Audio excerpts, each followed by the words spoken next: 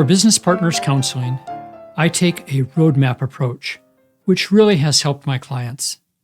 I'm Richard Chandler. I'm a business partners counselor. My background is both in marriage therapy and in executive coaching and consulting. I, if you will, marry those two to be skilled at business partners counseling, and I do this throughout the United States. So, what is the roadmap that I use? Well, it has 3 phases. The first phase is to stabilize, the second is to revitalize, and the third is to thrive. Let's start with stabilize. When your business partnership has not gone well, a lot of what perhaps has occurred is that the communication has been much less than before. When it has been there, it perhaps has been contentious, or there's just been a feeling of being very off with your partner. Maybe you've gone in different directions, and it's frustrating for you because perhaps things weren't talked about as they should have been. And with this trend continuing to go downward, unless you stabilize the relationship and stabilize what you do, it's likely to get worse, maybe to the point of no longer being in business together. So stabilizing is the first thing we do. And each of these phases has 3 overall steps. So in stabilizing, the first thing we want to do is have no sudden exits. That both of you commit to this process of business partners counseling, and that you will not have a sudden exit, get mad, walk out the door one day. You'll instead, if you don't stay together, you'll do that in a very deliberate, thoughtful way over a period of time after really giving business partners counseling a fair shot. The second step in stabilizing the relationship is building mutual trust in your purpose for getting together in the first place as business partners, your purpose for the business, your purpose for even engaging in business partners counseling. The idea is that you're going to improve your relationship no matter what, as best you can. And that commitment to mutual purpose is very important. And with that comes also this idea of respecting each other, to really respect that there's no ill intent from your partner. And that's a tough one.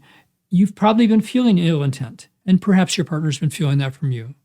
So we want to work on intent and see if we can get rid of this notion of ill intent, so you both are committing to a mutual purpose. The third step in the stabilize phase of business partners counseling is assessments. I give both a very sophisticated version of Myers-Briggs. It's not the standard Myers-Briggs. It's one that's very sophisticated in order to really understand. You can understand yourself better, but you can really understand your partner better is even more important because you're different. You're put together different psychologically, and oftentimes not knowing those differences and how to flex to them is part of why you haven't gotten along so well. The other assessment is called adaptability, AQAI. It measures 15 different areas of adaptability. And as you can talk about those areas and where one of you might be more adaptable in one area and another in another area, that really helps promote discussion. Actually, there's a third assessment. This is one you don't take by paper, but I give this also for my partners. It's called People Styles at Work. And with this one, you can really understand, again, one more way that you relate with each other differently psychologically. So after we've gone through the stabilization phase, we move on to the revitalize phase. And this one's all about communication. It's all about how to communicate much more easily and without misunderstanding for each other.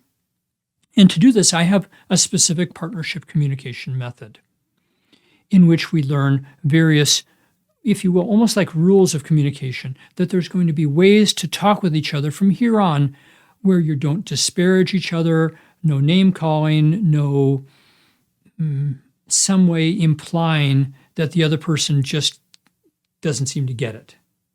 It's going to be very respectful communication, and you'll learn those tools. And the next big phase of Revitalize is to be able to discuss what you haven't been able to discuss before without arguments or one person leaving the discussion and not wanting to come back. So discussing the undiscussable is a big part of this second phase of revitalizing your relationship. And I help you by leading those discussions and facilitating those difficult discussions. And we'll work on real business issues as we do so. And the last step in revitalizing your relationship is field practice. You'll take the communication skills you learned and you'll bring them out into the world without me, with each other, without me facilitating. And after trying them on, you'll report back in a further session and we'll see where it went well, where it didn't go well, and fine-tune those communication skills based on how you did. So we've stabilized the relationship, we've revitalized it primarily with communication, and now we're into the final phase of really restoring your partnership, which is thriving. And thriving is about, first of all, really beginning to understand more specifically what the friction points not only have been, but are likely to be in your future. The friction of how you talk with each other, get along, make decisions. All those friction points are going to be identified, and we'll use a friction to consensus formula, how to take what was a friction point and turn it into a really engaged conversation and a way to decide together how you're going to move forward. The next step in the thriving stage is optimizing strength-based roles. It may be that you or your partner, or partners, as in the case of multiple partners, I have clients that are more than two. It may be that you're not exactly in the right role yet, and you're endeavoring to do things that aren't a good fit for you, or your partner is, and that has been leading to friction and unhappiness. So we're going to look at the roles that you play within your business and how we can perhaps upgrade them in some ways. And the final step in thriving is what I call partnership GPS. Just like GPS helps you navigate into the future, the GPS I'm talking about here is G for go. There are things you'll talk about, there are important business decisions, and it's simply a go. You and your partner agree, yes, let's move forward on this. This makes good sense for both of us, or all three of you, whatever the case is. And there'll be some things where you'll want to pause. So P for pause. You don't want to say no, you don't want to say yes. You want to find ways to reconsider what has been presented by your partner, consider it more deeply. Perhaps you'll do some research, or your partner will do research, and you really explore this together. Even though one of you thought it was a great idea, the other one isn't so sure, you're going to explore this together and staying open to the possibility that you'll do it, or open to the possibility that you both don't want to do it. And finally, there's the S for stop. This is where one of you wants to do something and perhaps proposed it, and the other one said, no, this is a no-go.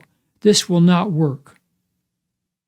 And how can you state that in ways that are respectful for your partner, good for your business, and don't jeopardize the future of your partnership? Because some things are really best to be a full stop. So those are the 9 steps, if you will. Stabilizing, meaning no sudden exits, mutual trust building, assessments for clarity, revitalizing, which is partnership communication method, discussing the undiscussable, and communication field practice, and finally thriving in your business, which is the friction to consensus formula, optimizing strength-based roles, and partnership GPS. And with that, we have a roadmap to take you from wherever you're at now to a place of doing well with your partnership. And I'm hoping that you'll investigate this further by just simply contacting me. Contact information's available on this video.